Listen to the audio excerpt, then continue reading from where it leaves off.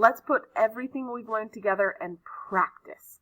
So we have this equation right here, and we need to start by finding the big four: vertex, axis of symmetry, x-intercept, and y-intercept.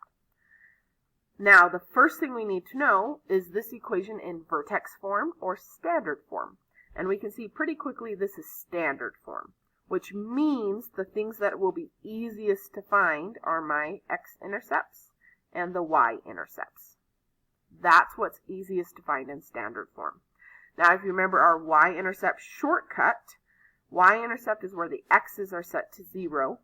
So if the x's are 0, these go away. And my y-intercept is just going to be 3. So that means my y-intercept over here is going to be 0, 3. So graph that, 0, 3. So now I need to find my x-intercepts. X-intercepts are where you set the whole equation equal to 0. And remember, when we have this, we always try to factor first. Then, if factoring doesn't work, then we can try quadratic formula. Now, hopefully you'll remember there are two ways that we usually factor. One is much faster, one takes more time. The reason we have two is the faster shortcut way of factoring only works if there's nothing in front of the x squared. As soon as you have something in front of the x squared, whether that's a negative or a number, if you have something in here, this shortcut way of factoring doesn't work. You have to go through and actually do the long way. And we will do an example like that in just a minute. Now, thankfully, there's nothing in front of the x squared on this one, so this can be our shortcut way of factoring. So the shortcut way, what multiplies to 3 and adds to negative 4? Well, that'd be negative 3 and negative 1. That multiplies to 3 and adds to negative 4. And you're factored. You're done. See how fast and quick and easy that is? Definitely a shortcut. But it only works if you don't have anything in front of the x squared. So, now that it's all factored, you set each factor equal to 0 and solve. And that gives you your x-intercepts. So I have an x-intercept at 3 and an x-intercept at 1. So I come over here, my first x-intercept is at 3, my other one is at 1. Those are my x-intercepts. Now, I have exhausted everything I can find in standard form. Standard form is really only best for the x-intercepts and the y-intercepts, and I found those.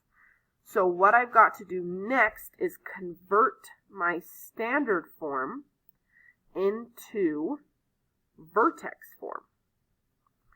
Because then vertex form is the easiest to find my vertex and my axis of symmetry. The process of converting from your standard form to your vertex form is called completing the square. And it's not too hard. So basically, I want to go from it written like this to it written like this.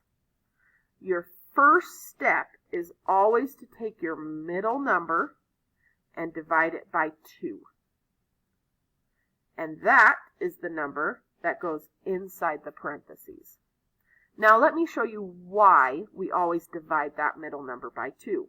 If I were to take this answer that I've got right now, x minus 2 squared, so times by itself, and I were to FOIL or distribute this. So x times x is x squared, x times negative 2 is negative 2x, and right here, negative 2 times x is negative 2x. So notice that negative 2x happens twice. If I were to simplify that, I would get what we have up here, my negative 4x. So the reason I divide by negative 4 in half to put it here is because when I FOIL or distribute it all out, that negative 2x will happen twice. And then we'll end up with where we started. So we divide by half so that when we FOIL, it happens twice, and I get the same thing. That's why we always divide by 2. Now, if I finish this out, negative 2 times negative 2 is a positive 4. So x squared minus 4x plus 4. That's what I've got so far. If I just take this and simplify it.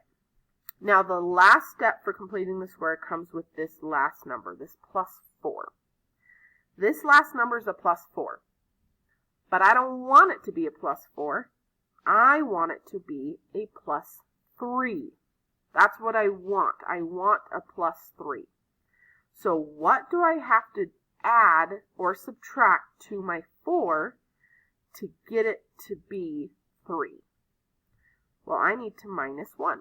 4 minus 1 gives me my 3. Well, whatever you do to get to your 3 up here, that's what goes in the next blank. So what we're saying is if I FOILed all this out, I would get my standard form. So there's my vertex form right underneath here. X minus 2 squared minus 1. There's my vertex form. So now I can pretty quickly get my vertex. Remember, we flip the sign in here because it's inside, so it's opposite transformations. So instead of minus 2, we're going to go right 2, and then down 1. There's my vertex.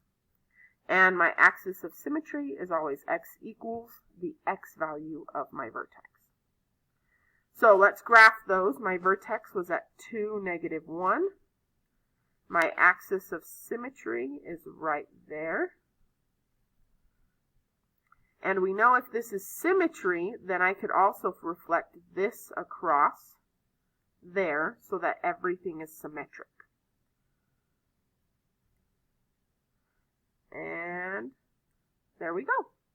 So there is my very first parabola. You have done your first practice. You found the big 4. You graphed it. Good work. In the next video, we're going to practice another one.